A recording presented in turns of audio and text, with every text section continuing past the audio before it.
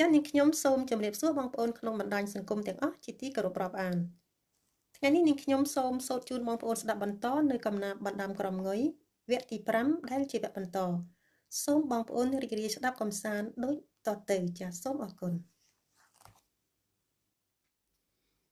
នាងចេញដំរែងដល់នាងល្ងងឆ្ងល់មិនសល់ក្រចេះល្អិតចិត្តជាល្អសួយអាកចូលមិនខ្វាំងចេះម្យ៉ាងមានអំណាចនាងខ្លៅខ្លាចអោនសំពេងគេខំជេរដៀលថ្មាំងនាងខ្លៅខ្លាំងគេលំខឹងប្រាជ្ញម្យ៉ាងចេះសពសងប្រព្រឹត្តខំនោះមិនដឹងមិនគិតពីនិតថ្លឹងប្រាជ្ញប្រឹងប្រឹងប្រដៅគេកូនចៅទួងធំតូចខំខិលខូចខឹងវាយជេរមាយាទ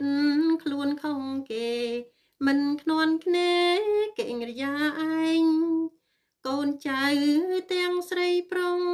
ការត្រូវខំគួរកិតក្រែងកិនគ្រប់សំកន្លែងតែងនឹងមានរាល់រុំកាយភ្នែកបើកភ្លឺមែនពិតមើលឃើញចិត្តរៀងអាយភ្នែកថ្មិចមើលឃើញឆ្ងាយសពសង្ស័យមិនសេងសល់រៀនរកស៊ីលួងទិញខាតចំណេញ